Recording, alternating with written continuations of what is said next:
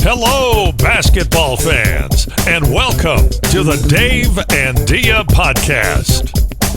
Starting at center from Portland, the wily veteran Dave Deckard. And at guard from Los Angeles, the patron saint of rainbows and unicorns, your podcast MVP, Dia Miller.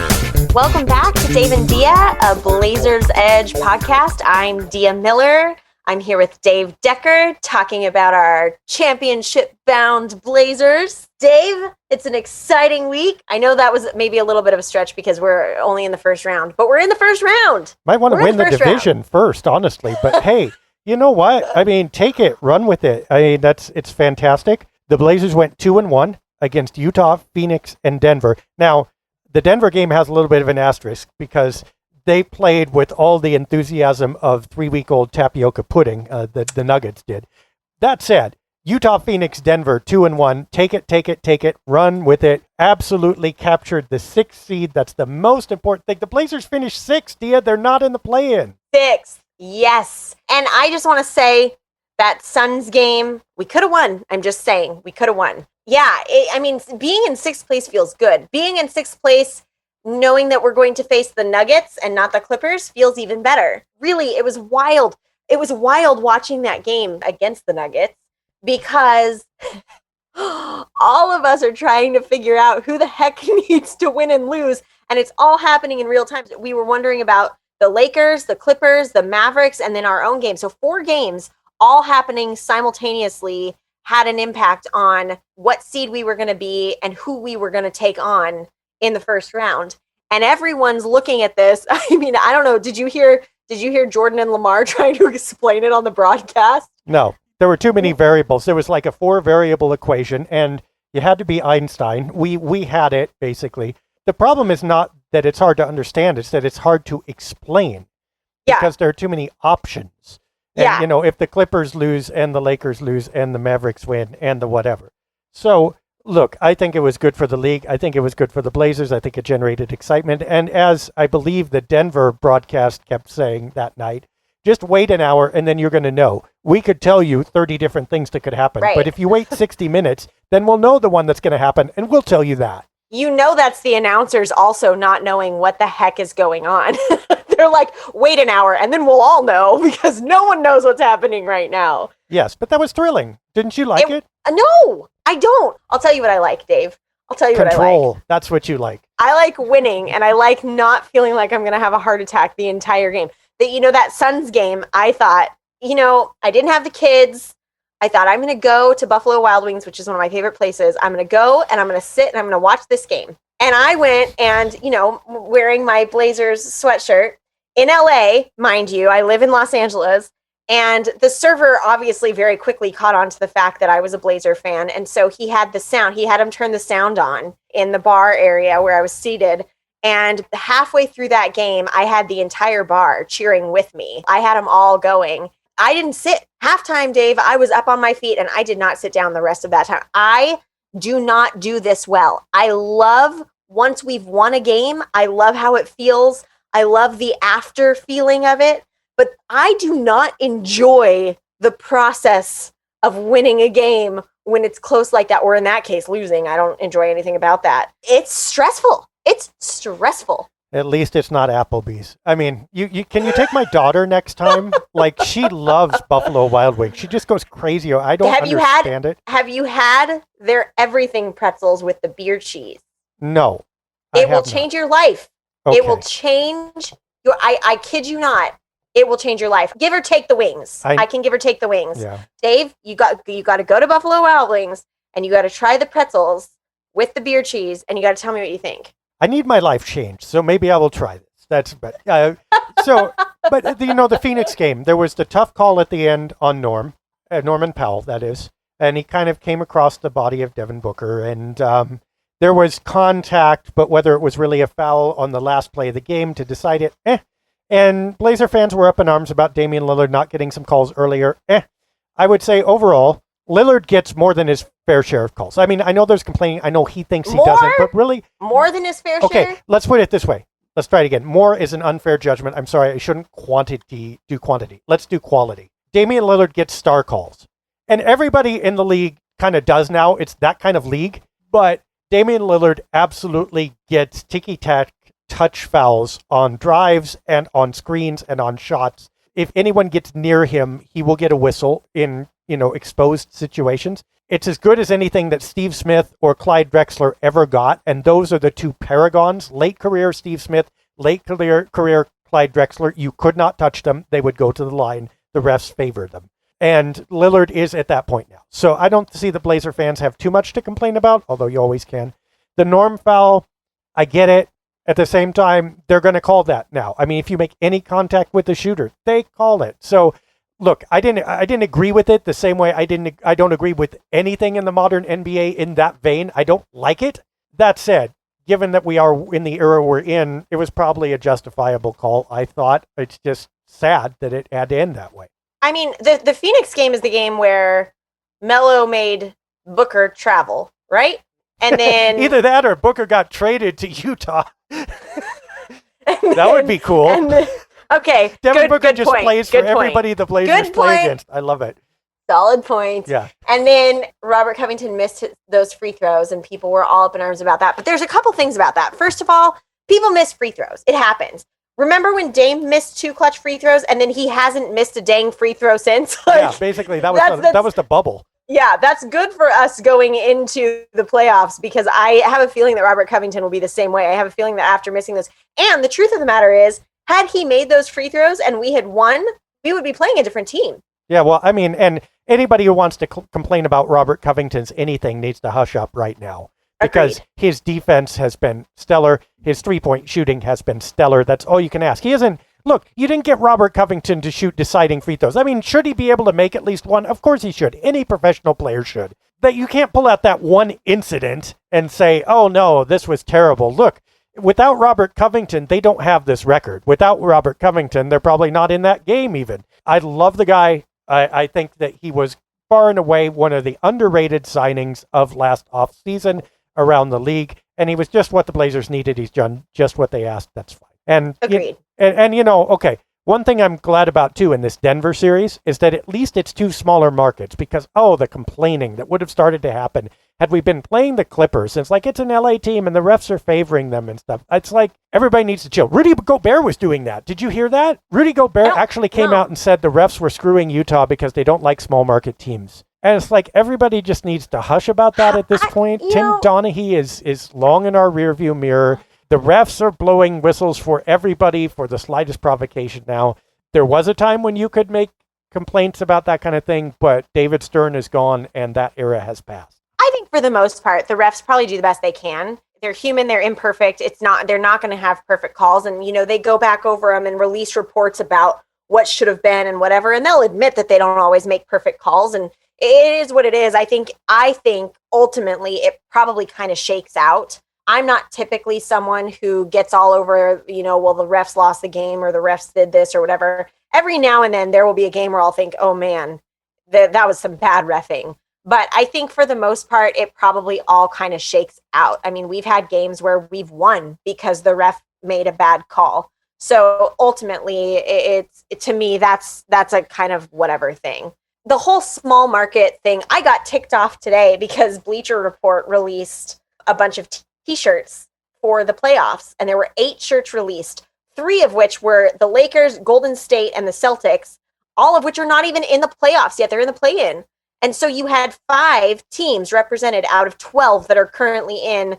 And of course, the Blazers weren't one of them. You got to get those shirts out now, though. I mean, you got to sell your Lakers Golden State shirts early. But then that's fine if you want to do that. But then do all the teams, do all 16 teams, or I guess 20 if you want to do 10, whatever. That just irks me. So this whole small market, large market, like the small market, it's so unfair to me in certain things. And this is a pedestal that I will die on, or a hill that I will die on. A pedestal. I don't know what we'll put you on a pedestal. It's okay.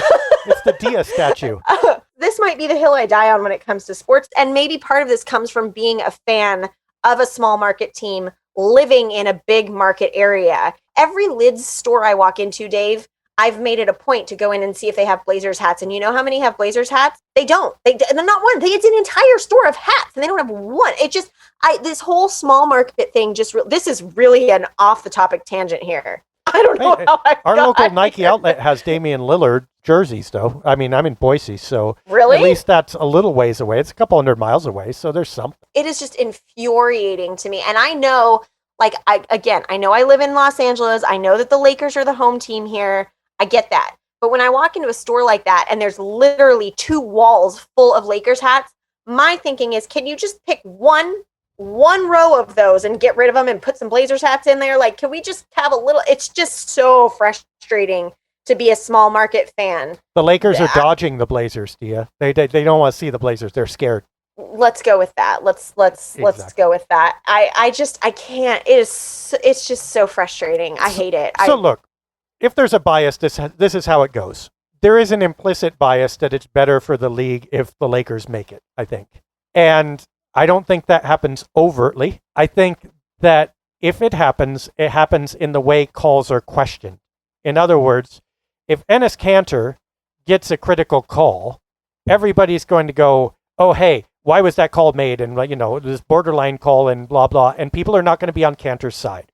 If LeBron James gets that same call, everybody's going to shrug and go, of course, yeah, because that's LeBron and he's great, right? And the Lakers are great. So there's a cultural leaning that I think does and can favor big market teams, or marquee teams anyway, let's say. I mean, I don't think it's even big market, because there's some pretty big markets who don't have this cachet.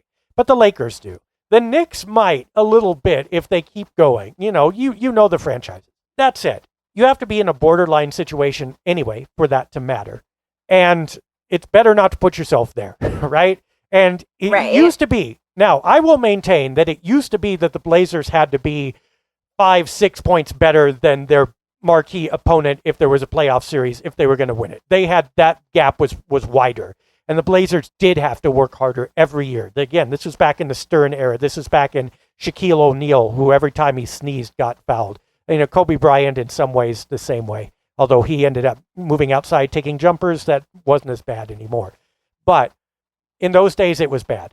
Now, it can still decide a really, really close game, but it's easier to stay away from those situations if you're the small market underdog.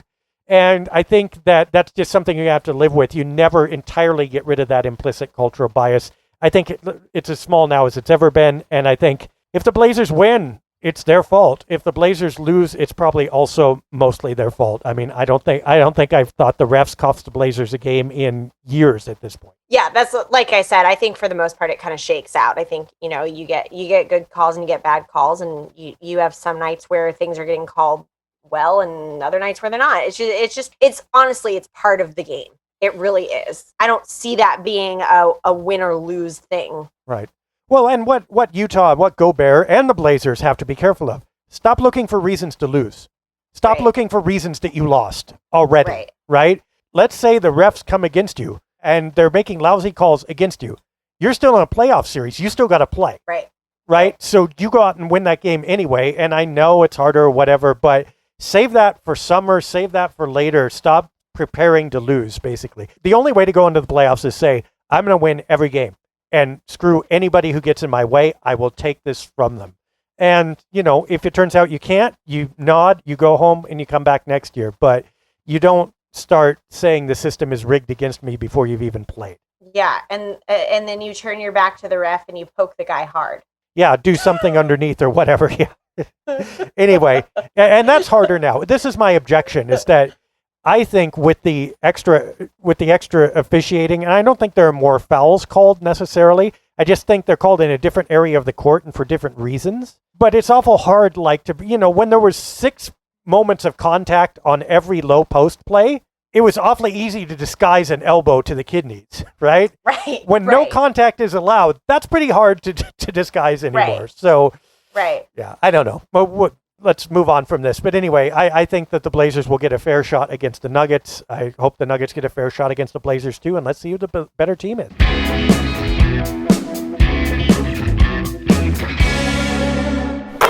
So who do you think it's going to be? How do you think this is going to shake out, Dave? Well, I mean, I think Denver has the advantage in that they have the non-such. They have the absolutely unduplicatable player, which is Jokic, of course. And the reason I say Jokic and not Dame, I get that Dame is not duplicatable either, but Dame has analogs. He just does what guards do farther out. And yes, he's indomitable. Yes, I bow. We're not worthy of Damian Lillard. I get it. But he's not a completely different type of player. He's just the ultimate type of player that he is. There's nobody like Jokic right now, basically, who can score anywhere from the rim to the three-point arc with equal ease and can also pass like a point guard. It's really, really, really scary. What happens is the Blazers are forced into a terrible choice. Do you single cover Jokic, in which case he's going to get 30, okay? Or do you send a double, in which case he's going to get 12 assists and someone else is going to be shooting threes? And the answer is it can't be either of them. And the problem is Portland hasn't had a lot of defensive continuity and practice shutting this down. Now, I will say this. Nurkic and Kanter play as well against Jokic as anybody can. I think they both have a bee in their bonnet about this, and I think that they actually play him pretty well. That said, neither one of them is capable of stopping him. And what the Blazers really need is they need a quick rotation into Jokic to stop him from either catching the ball or from doing anything the instant he catches it, and then a super quick rotation back out following the pass wherever it's going to go. And rotations, they are not good at. They never have been, still aren't. They're big, they're slow, they don't pay attention on defense all the time. This is a big problem. If they can solve that, they're going to win this series. But I have doubts about their ability to solve it. Yeah, I won't give quite as detailed of an answer because, frankly, I haven't thought it through quite that much. I just think we're going to win. But I do think that it will be a long series. I don't think that this is going to be a 4-game series or a 5-game series. I think it'll go to at least 6, if not 7 games. I think it's going to be a matchup. I think it's going to be fun to watch. I think, Nurk and Jokic going against each other is fun. This is Nurk's previous team. I think that's going to be fun. I think this is a team that I think Portland thinks they can win.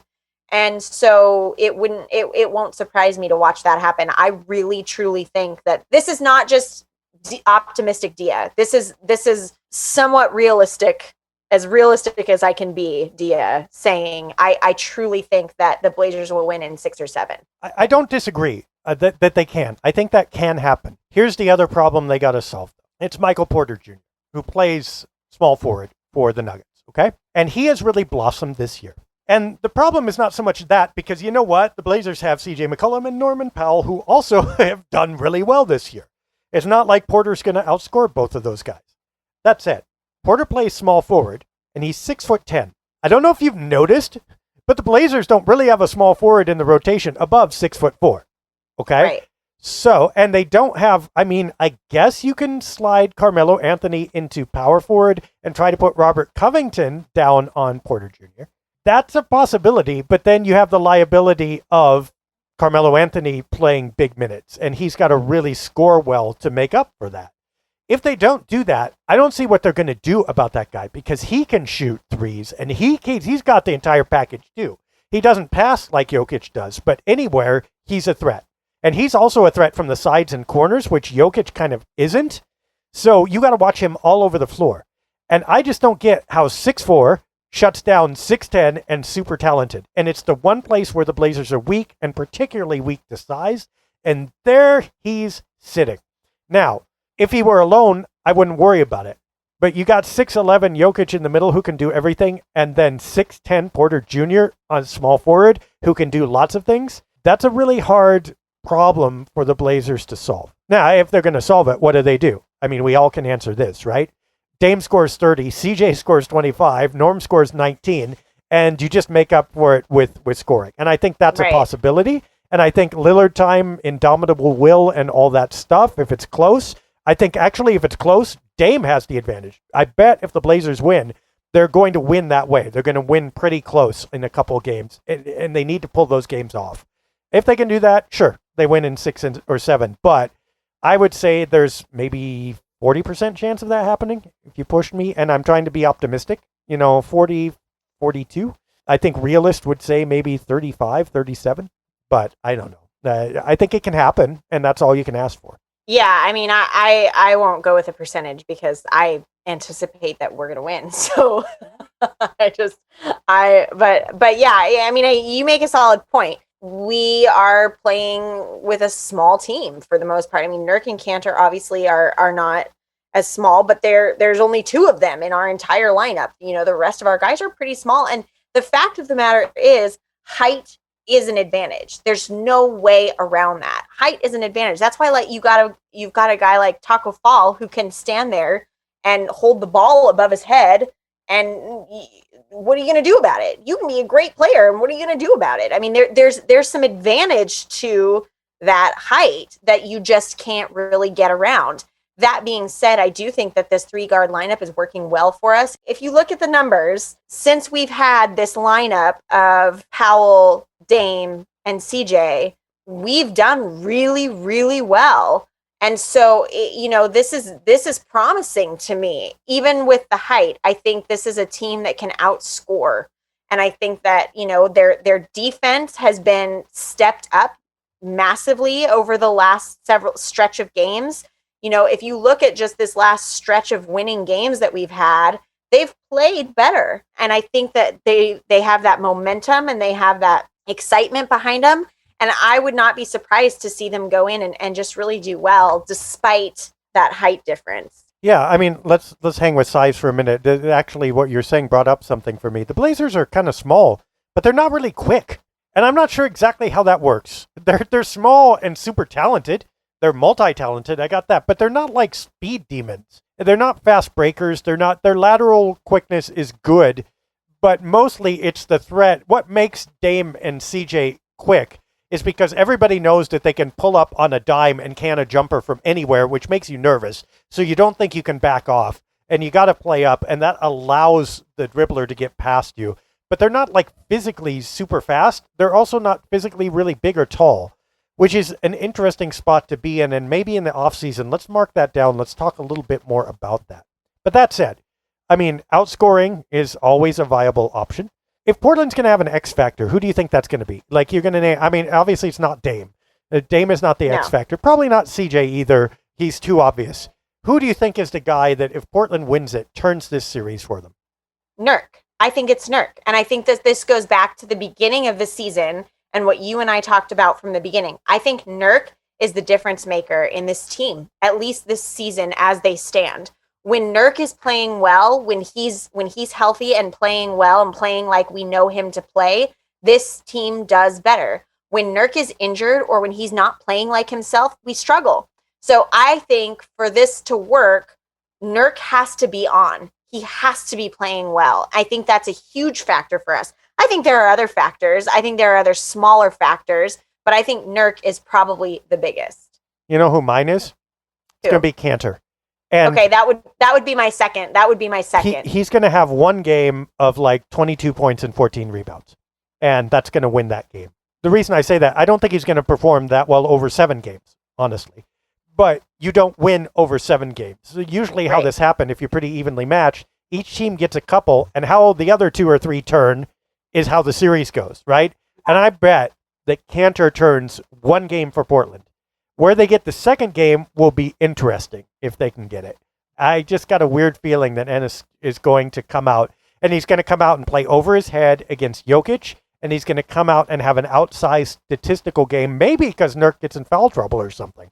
And I think there's going to be a surprise right there, and that's going to win 1 game for Portland. We'll write that down. I mean, Norman Powell obviously is a huge candidate. Carmelo Anthony is an outside candidate, frankly.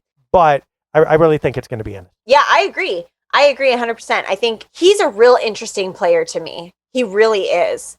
I think he's been, obviously a difference maker for us. He's been somebody that we needed in when he came. He knows the team. He plays well with the team. And you're right. I think, every now and then he goes out and he just outdoes himself. And everybody's like, what? This is not going to be a blowout. This is going to be a close series. And so all it takes is winning 1 more game than the other team. That's all it takes. So all it takes is him coming out and unexpectedly having a fantastic game where we need him to, and that does it. That would have been another one I would have said. Norm would be another one that I would say I think when he's on.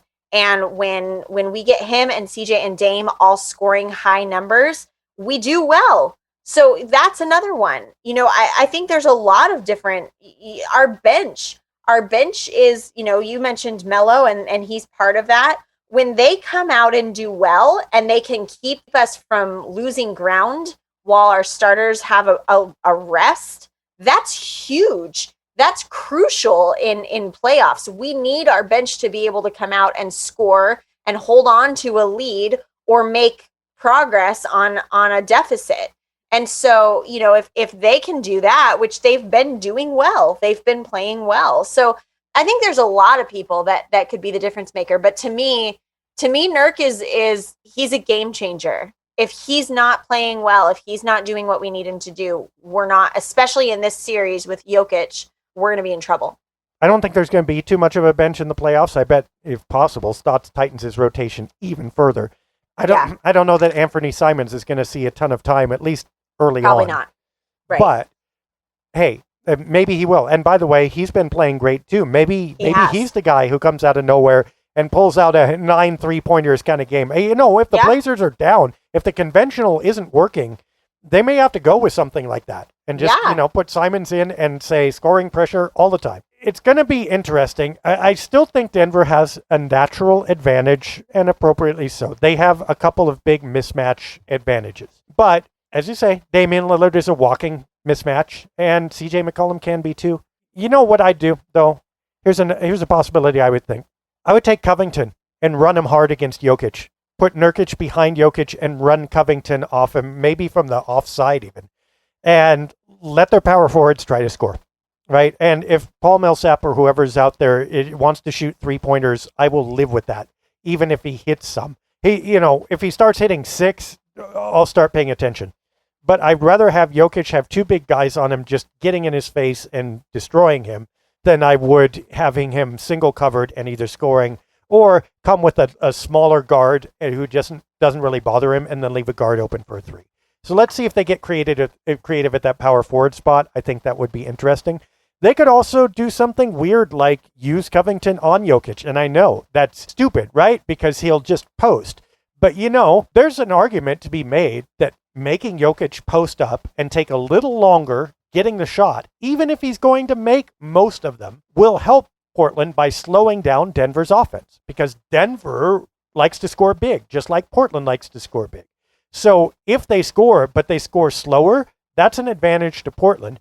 And if they have to go in the post and that's where they get their score because you've got everybody else covered, I think that there's a possibility that could work. So bait them into taking Jokic in the post, bait them into taking 5 dribbles and a few seconds off the clock, and then see if you just can't score quicker, even though they score well. I forget that sometimes going into the playoffs that they're going to tighten up that roster. They're not, you're right. They're not going to be playing a lot of these guys. A lot of these guys are going to ride the bench unless there's some drastic thing that happens where, they have to pull someone in. Well, they've only been playing 8 players for the last 2 weeks, really. But right. Which is that's probably part of why I think probably tightening that up and getting them ready for this. So it's going to be interesting. It's going to be fun. It's going to be fun to watch. It's going to be fun in the way that it's fun to, do something that's also almost gives you a heart attack. Should be a great series. I mean, Portland and Denver already is.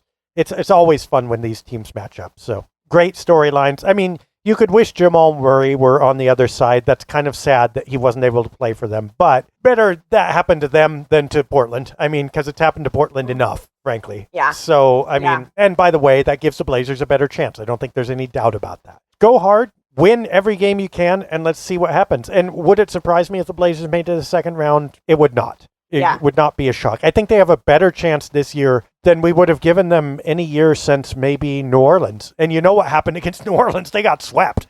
Yeah. So on the face of it, this looks like a pretty good matchup. Yeah, I agree. I mean, ideally, this is about as good as it gets for us in the first round. With things as they stand, this is exactly where we want to be.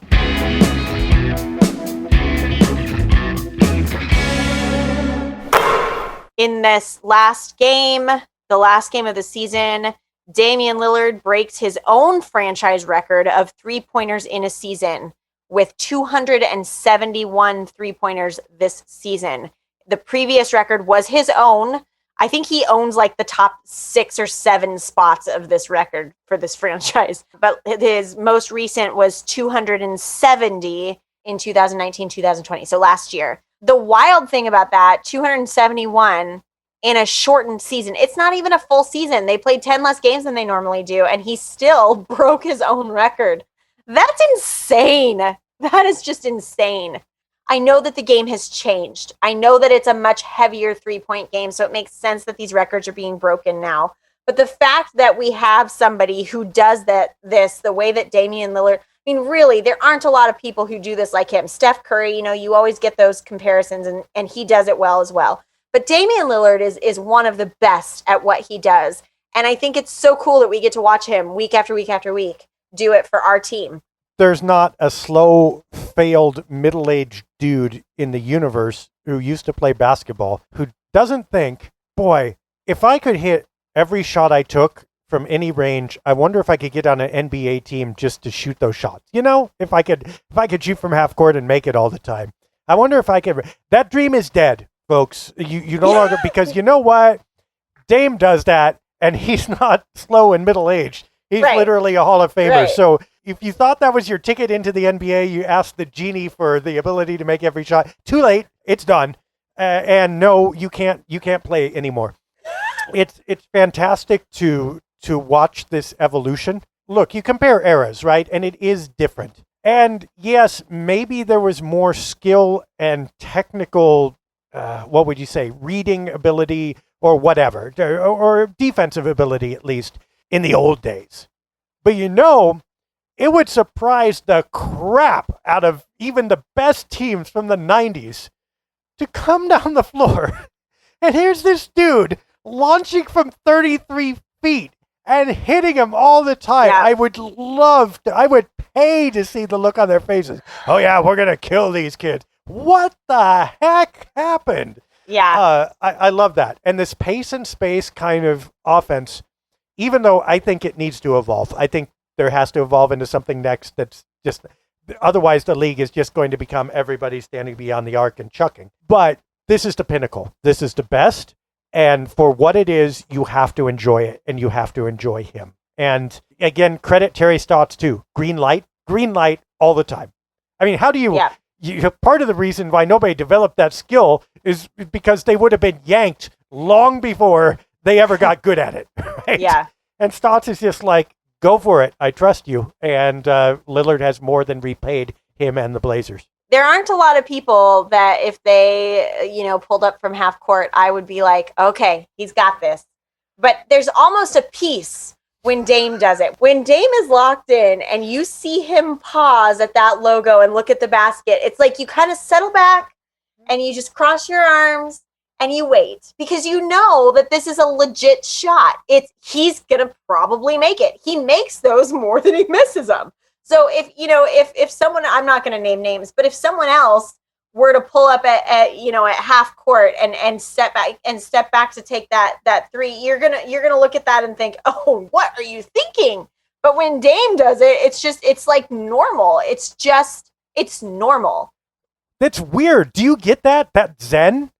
Like yes. When he pulls up and your mind just goes blank. It's like someone rang a gong or did one of those Tibetan, circle things where you go, and it's like, which for is not that relaxing. moment the ball is in flight, your mind just blanks out. And it's really jarring when it misses. You're like, whoa, what happened? Yeah, there is not one part of zen about me when I'm watching basketball games. For people who follow me on social media, who follow me on Twitter and see the positive, happy rainbows and unicorns, Dia, and even on our podcast, I can sit back and that is a very different experience than actually physically watching a game with me, where I am yelling and screaming and out of my seat and barely can hold it together. And there is not 1 ounce of zen in me. But there is something about that. There is something about my faith in his ability to make that shot. I have more faith in Dame's ability to make that shot than most people's ability to make a layup. That's the truth. Yeah, I mean, gosh, if I could ask people out to prom like Dame shoots from half court, I would have been great in high school. I mean, I would have. But look, you've discovered something, or we've discovered something here, though. That's what you feel like when you're in the zone. Like your mind goes blank and you're one with the ball and everything gets really quiet and you shoot. And I think anybody who's played basketball for an extended amount of time knows what that feeling is like. It's just a stillness. How the heck does Dame do this? He's put all of us in the zone. He puts all of us in the zone along with him. And I've never seen that. Not Clyde, not Michael, not anybody. And I'm not saying he's better than them, obviously. I'm saying that I've never seen such ability to draw everybody else into your play and just have them experience being in the zone with you the way Dame does it with those shots. And it's incredible. And it's not just Blazer fans. You watch this. If you've ever watched Dame play a game around fans of the other team or any other team for that matter, you will hear people when he gets ready to do that. The other team, the fans of the other team are groaning.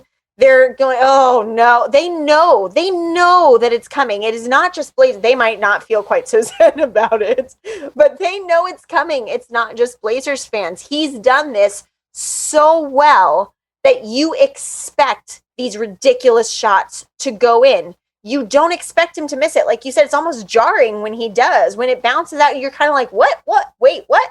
And I noticed the other day when he's at the other end of the court and the buzzer's about to go off and he launches it from basically the end line of the other side of the court, I'm waiting for that ball to go in. I'm actually legitimately, when somebody else does that, you're barely paying attention. But when Dame does that, I sit there and I think, hey, that might actually go in. And I watch it. It's just, it's a wild, wild thing to watch him play basketball. Well, and let's get real. You want to talk about winning 10 of your last 12? Listen to these numbers. As far as leading scorer, Lillard 32, Lillard 33, Lillard 32, Lillard 38, Lillard 30, Lillard 34, Lillard 30, and then Lillard 41. Ironically, the 41 was in the Phoenix loss. Out of the last 12 games, he led the team, 9 times, and all of them were 30 points or more. I mean, that's why the Blazers made this end-of-season run. There's no doubt about it. Yes, the defense was better and everything like that, but that wouldn't have produced wins the same way if Dame hadn't just strapped this team to his shoulders like a backpack and carried them across the goal line. It's everything you want. And by the way, in the losing streak, this wasn't happening, right? Dame was hurt, right. Dame was tired, Dame was whatever, which happens with frequency, and it's something we can critique in the offseason. But for right now, all you've got to say, Dame came to play in the last 2 weeks of the season when the season was in danger, and that made the difference for Portland. And with that, a well-deserved Western Conference Player of the Week this week goes to Dame. I don't know how many times he won that this year, but 3 this year, 12 overall. Okay. Well, you were ready with that. Yeah, he deserved that. That was well-deserved. He did exactly what you just described, and for that very reason, I think that was a well-fitted award. At the same time, Stotts won Coach of the Month for May, which I just there's a little part of me that just finds so much satisfaction in the fact that he won that, as half of the Blazer fans are calling for his head. There's this little evil satisfaction inside of me that loves that this is how we ended the regular season. It will be ironic if Terry goes out having won Coach of the Month. That's the last thing he did. I mean, and appropriately so, not in his going out, but in that, okay, you know what? He wasn't a bad coach. He didn't get stupid in April and then smart in May. No. Just things happen around him and, stuff. And again, if they feel like they need a new voice, it's hard to argue against that, but it's really hard to argue for him to go either. So that's going to be an interesting conundrum in the offseason. But congratulations to Coach Stotts, and I think, well done. And just everything he has done well, consistently. And I have nothing but praise for him. And do I think he's a perfect coach? No, I don't think anyone is. But he has done as well with this team as anyone could. And as you and I have talked about, the list of people that I think would be a clear upgrade over him, you can measure on like less than one hand. And I'm not even sure about all of those.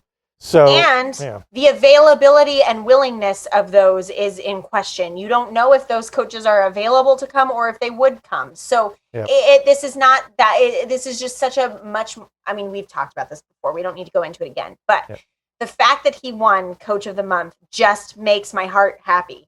Every single, part of me that wants justification in my love for him was happy with this. Yeah, and absolutely, and appropriately so. Now, that's it. If the Blazers go 0-4, if they get swept by the Nuggets, this is going to be a whole nother story. But, if they get to the second round or beyond, I think it's a serious question whether you can fire him or get rid of him. It'll be interesting to see how this postseason affects that narrative. But anyone who thinks that the problem is primarily coaching, I still can't agree. I don't agree.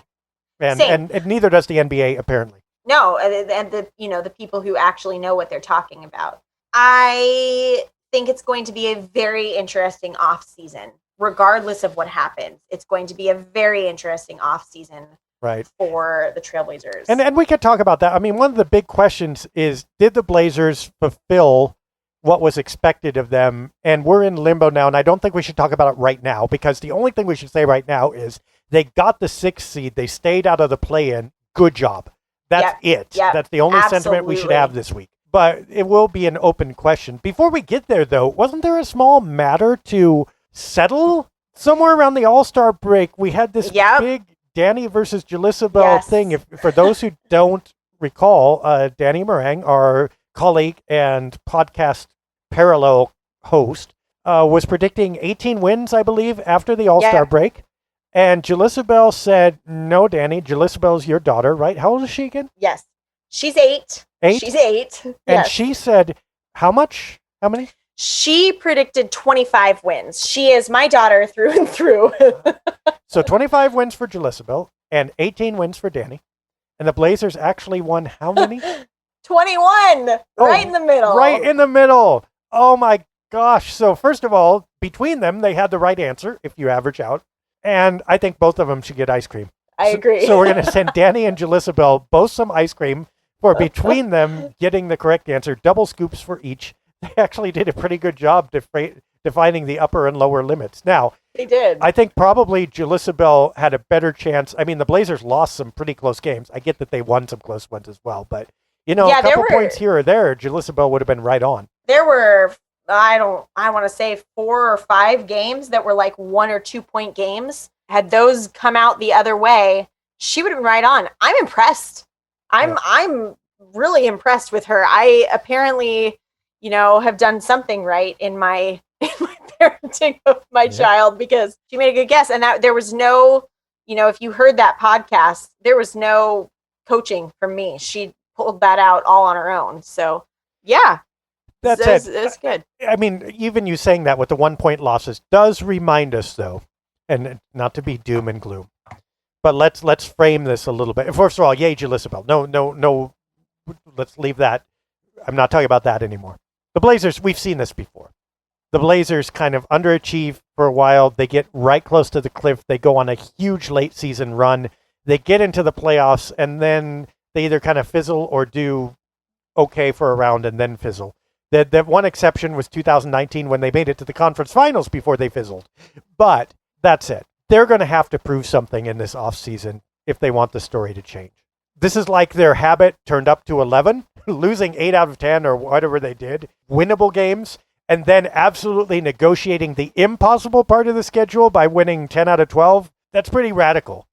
But if we go back to 2016, 2017, 2018, this story was really similar. So they don't get a free ride here. If we're talking about what they need to do, they do need to go out and win this series, and they need to advance, and they need to play credibly in order to justify this season. Otherwise, if this is a first round loss, I think we look back on the season and we do say, despite the late season rally, this was another disappointment. Yeah, I agree, especially being at the spot we're in.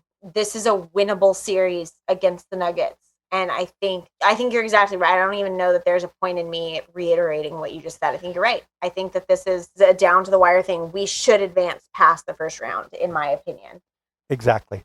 We said at the beginning of the season at the podcast, right, that this is the season where there are no excuses.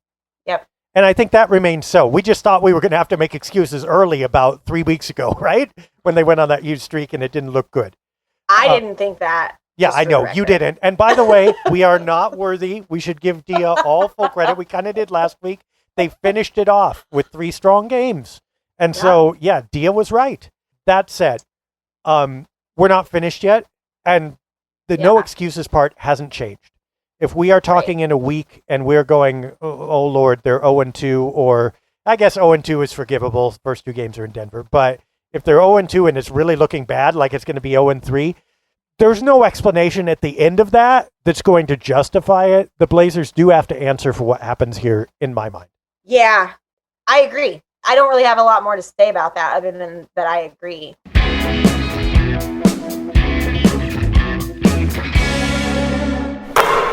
Tonight was the first game, I believe, for the Eastern Conference. The Pacers, without Karis LeVert, beat the Hornets 144-117. So all that stuff about, Indiana has no chance. I guess 12 squared is a lot. And the Celtics took care of the Wizards 118-100. So that puts the Celtics in 7th, right? And the Wizards facing the Pacers? Yes, I believe so. I'll check that. So I think that's right. Celtics go to 7th, and then the Wizards face off with the Pacers for the 8th seed. Okay. Yep. That's interesting. That's really interesting. I was hoping to see the Wizards go in over the Celtics. Yeah, I think rooting for Boston to lose is a solid game plan for this offseason, especially if you're Portland. There might be reasons.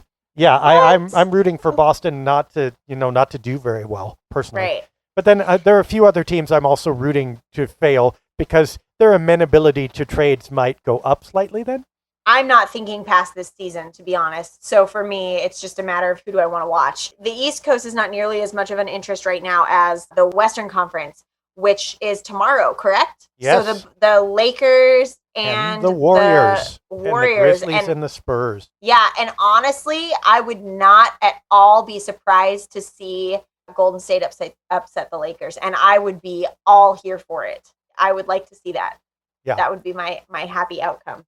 Yeah, because what you like is the Lakers to have to play as many games as possible. I assume the Lakers would beat the Grizzlies, and I assume the Grizzlies are going to beat the Spurs because rooting for San Antonio is like rooting for toast at this point. I mean, it's just toast is good, but it's not exact. You don't go unless there's avocado on that, you're not going to order that off the menu. Actually, Memphis outrunning the Lakers would be funny as heck. Like fast breaking all over the place, and we're the team that can't, we're the team you can't catch. I would love to see that. I think Golden State would handle Memphis pretty easily, but I would love to see Golden State upset the Lakers, and then the Lakers have to run around after Memphis because that tires out the Lakers now. Yep. And the truth is, I don't know if we've talked about this before. I know I've thought about it before, but the truth is that, again, I'm not a fan of this play-in thing for a multitude of reasons. But one thing about it is in one game, any team can struggle and any team can get hot. And especially a team like Golden State. If Steph Curry goes off and scores 60 points and the Lakers are even remotely struggling, which they very well may be with the injuries they've had and the chemistry issues they've had and trying to get things back together, Golden State could easily take out the Lakers. I don't see that as being even really much of a crazy thought. I think that the Grizzlies could possibly take out the Lakers. A lot of this really depends on who gets hot. It's not so much about who is always the best team. A lot of this right now, especially in the play-in games where it's one game, it's whoever's hot. It's whoever's playing well. If they're dealing with injuries, if they're dealing with, one game where 2 players are out, that can throw your entire game, and that's that. I want to see Ja Morant run and dunk on the Lakers. You've convinced me. I want the Warriors to win. Although, I should ask you this, though. Who do you want in your bracket? Because whoever wins that between the Lakers and Warriors is who's going to end up in Portland's bracket. Right. So I'd rather play. We're going to curse them right now. Who would you rather have? The Warriors. I think the Warriors this season, I think that they can get hot and win a game or two, but I do not think that they would beat us in a 7-game series. I think the Lakers could. So I much rather have the Warriors than the Lakers. Okay, so you would rather have it be either the Warriors or Suns that Portland faces after they beat Denver.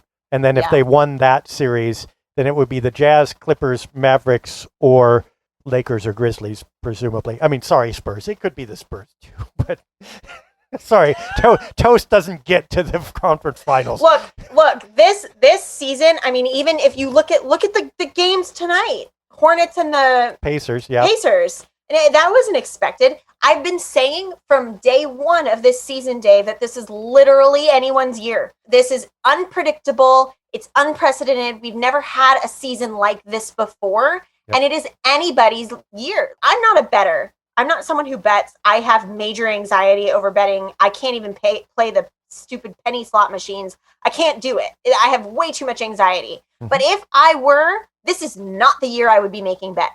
Because this year is just, the unexpected things are happening.